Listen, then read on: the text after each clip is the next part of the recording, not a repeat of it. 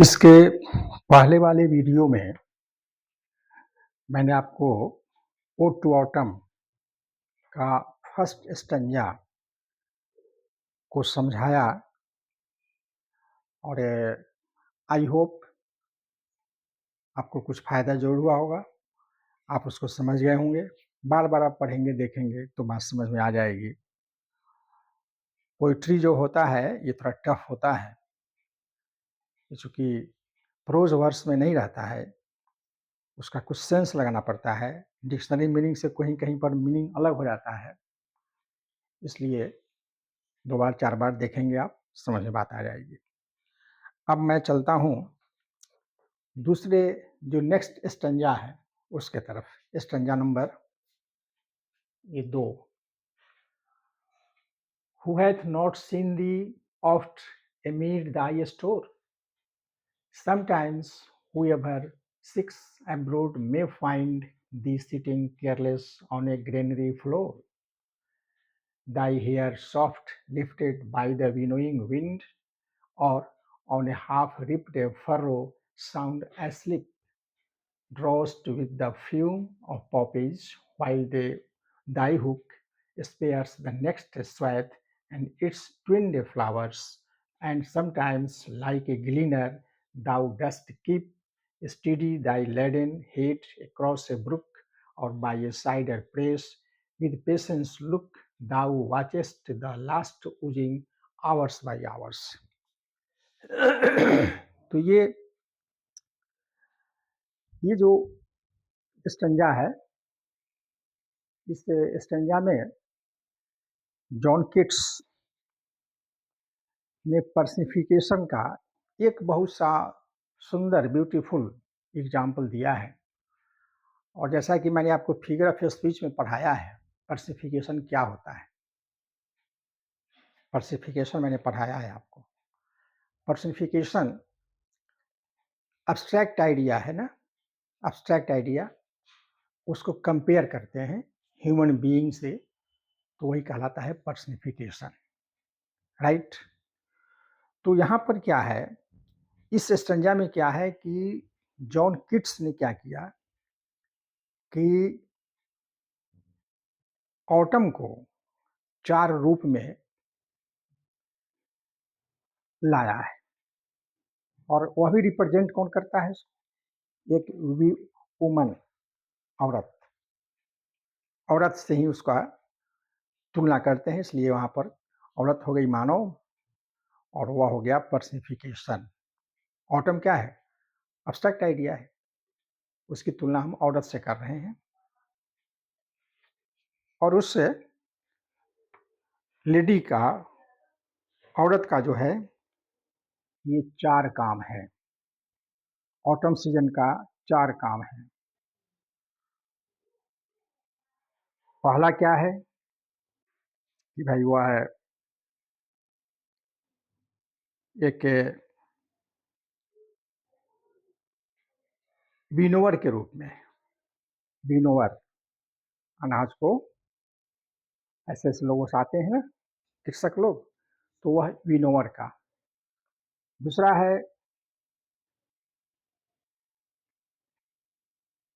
उन्होंने क्या किया है, ग्लीनर, बटोरने वाला।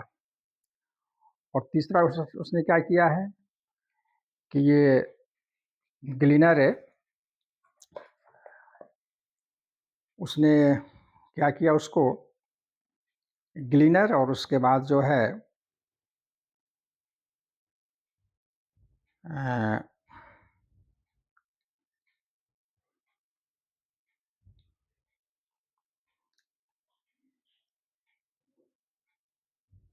ग्लीनर, साइडर प्रेशर। आप इसको फिर से समझ लें, ये जो जितना भी काम है ऑटम का, वह ऑपरेशन जो है वह है winnowing, reaping, gleaning and cider pressing. ये 4 काम ऑटम सीजन करता है, और उसको कवि ने क्या किया है, एक लेडी के रूप में, एक वुमन के रूप में उसको दिखलाया है। तो पहला जो है, who hath not seen the oft एमिड thy store, sometimes whoever seeks abroad may find thee sitting careless on a granary floor,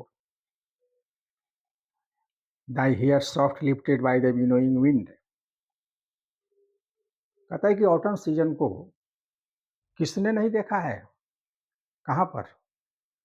एमिड Dai store, store जहाँ पर अनाज रहता है, अनाज जमा किया जाता है, वहाँ पर किसने नहीं देखा है? अर्थात सबने देखा है। कैसे देखा है?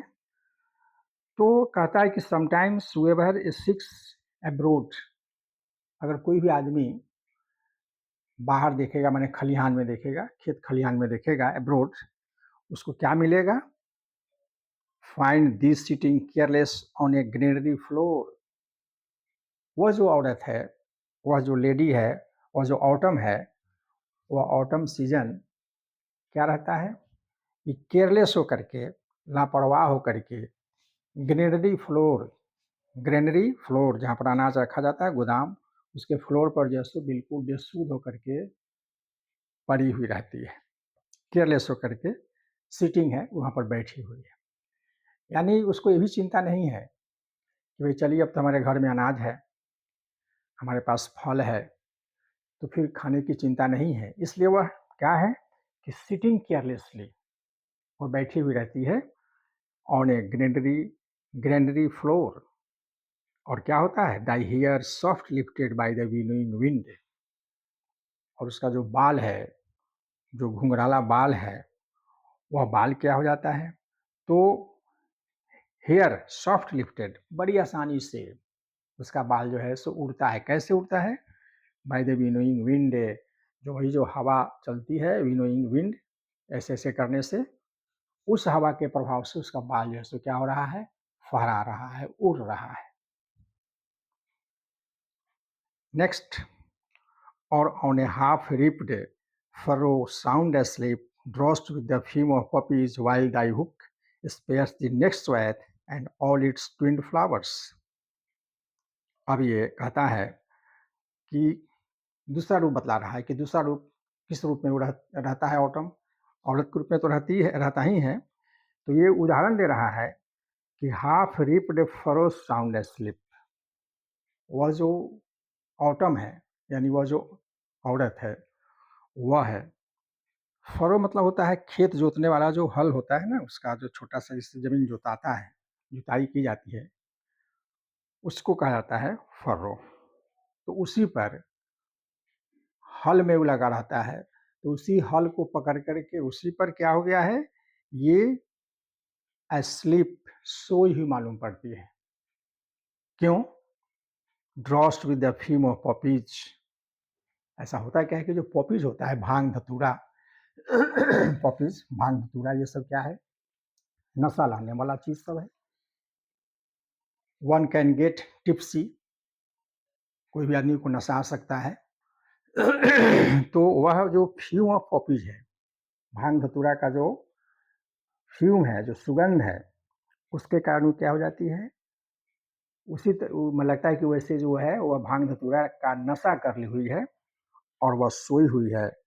और सोने से क्या हो रहा है कि जो दूसरा जो खेत में जो अनाज कट रहा है, उसकी जो अगली धारी है काटने का, वह जो है अगली धारी जो सो बोने का, जोतने का, वह अधूरा रह जाता है क्योंकि वह नशे में नहीं कर पाती है। Some space the next swath and all is twin flowers, तो यह जो है वह नशा में रहती है, नहीं हो पाता है। नेक्स्ट जो स्वेथ है, अनाज की जो धारी है, वह है नहीं हो पाता है। And sometimes like a ग्लीनर thou dost keep steady thy laden head across a brook।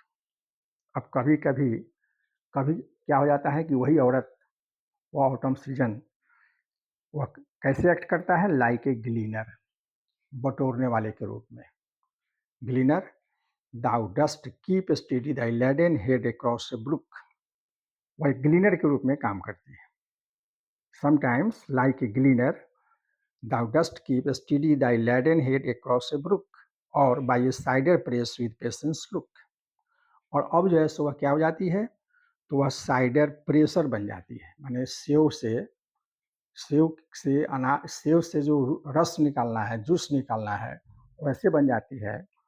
और वह कैसे? तो अपने सर पर क्या कर ली, लेडन हेड अपने सर पर उस अनाज को रख करके और किसी ब्रुक को पार कर रही है, किसी नाला को पार कर रही है, तो नाला को पार करने के समय उसका सिर एक तरफ झुक जाता है, ऐसे झुक जाता है।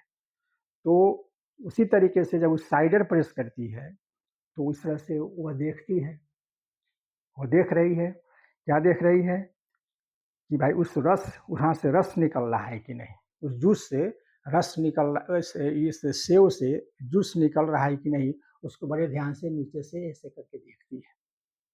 तो उसका सर जैसे ऐसे हो गया। Thou watchest the last oozing hours by hours, माने जैसे कि बड़े ध्यान से वो देखती है कि हाँ भाई इससे जूस निकल रहा है कि नहीं। तो इस प्रकार से वह साइडर प्रेशर का काम करती है। तो यहाँ पर जो ये कवि बता रहा है, वह जो है विनोवर है, ग्लीनर है और ये साइडर प्रेशर है। Winnowing, reaping, gleaning and cider pressing, ये जो है 4 एक्शन, 4 ऑपरेशन जो है, ये ऑटम सीजन के द्वारा किया जाता है, जिसमें एक औरत के रूप में, औरत के माध्यम से ये उसका चित्रण किया गया है। तो यहाँ पर ये क्या है, तो पर्सिफिकेशन का ये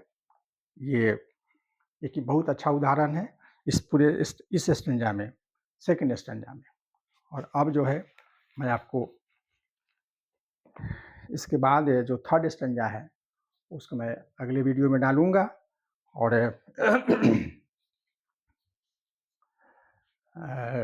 मैं अगले वीडियो में डालूंगा। इसके बाद तब तक के लिए आप हमारे साथ बने रहें, हमारे इस वीडियो को लाइक करें, इस वीडियो को सब्सक्राइब करें, चैनल को सब्सक्राइब करें, वीडियो को लाइक करें। तब तक के लिए जय हिंद, जय भारत।